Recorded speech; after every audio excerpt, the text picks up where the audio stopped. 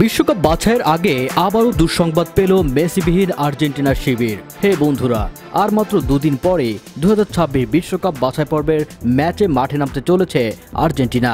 চির প্রতিদ্বন্দ্বী ব্রাজিলের বিপক্ষে নামার আগেই তারা ম্যাচ খেলবে আরেক ল্যাতিন পরাশক্তি উরুগুয়ের সঙ্গে। 22 মার্চ সেই ম্যাচের আগে আলবিসেলেস্তারা ফের নতুন দুঃসংবাদ পেয়েছে।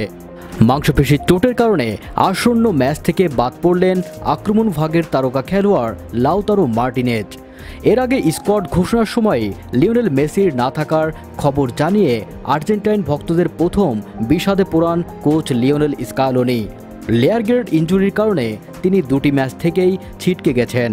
তার অনুপস্থিতিতে লাউতারো হুলিয়ান আলভারেজদের কাঁধেই ছিল আক্রমণ ভাগের দায়িত্ব, কিন্তু সেই শক্তি আবারও দুর্বল হয়ে গেল।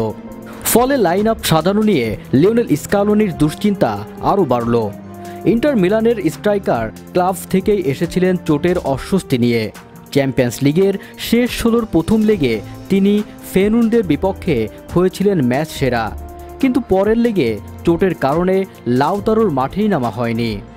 যদিও অ্যাগ্রিগেটে তার দল ইন্টার 4-1 গোলে জিতে কোয়ার্টার ফাইনাল নিশ্চিত করেছিল।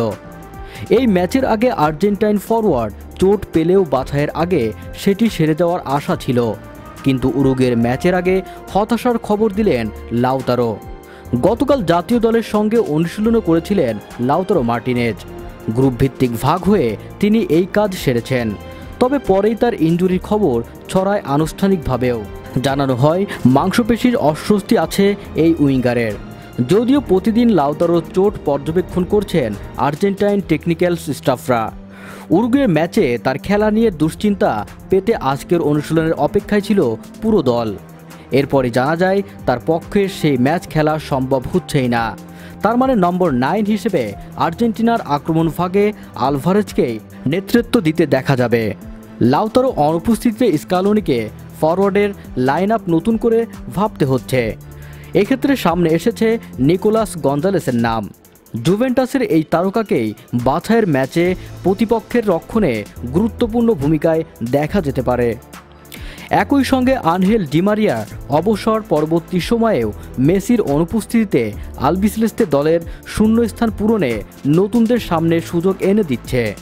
একই সঙ্গে সেটি যথাযথভাবে পূরণ করাও চ্যালেঞ্জ থাকবে তরুণদের ওপর। এদিকে পুরো লাইন আপে সমন্বয় করতে ফরমেশনেও পরিবর্তন আনতে হতে পারে স্কালোনির। 4-4-2 ফরম্যাট অনুসারে মিডফিল্ডে Rodrigo De Paul, Enzo Fernandez, Alexis ম্যাকঅ্যালিস্টারদের সঙ্গে যোগ দিতে পারেন লিয়ান্দ্রো পারদেস, গঞ্জালো আলভারেজ ড্রুয়ো থাকবেন তাদের সামনে। এছাড়া তরুণ ফরওয়ার্ড থিয়াগো আলমাদা কিংবা আনহেল কোরিয়ারদেরও দেখা যেতে পারে থার্ড অ্যাটাকের হিসেবে। শেষ পর্যন্ত আবারও 4-3-1 ফরমেশনও বেছে নিতে পারেন লিওনেল স্কালোনি। তো বন্ধুরা, ভিডিওতে যদি আপনার কোনো মন্তব্য থাকে তাহলে নিচে কমেন্ট বক্সে লিখে পাঠান। সম্পূর্ণ ভিডিওটি দেখার জন্য ধন্যবাদ।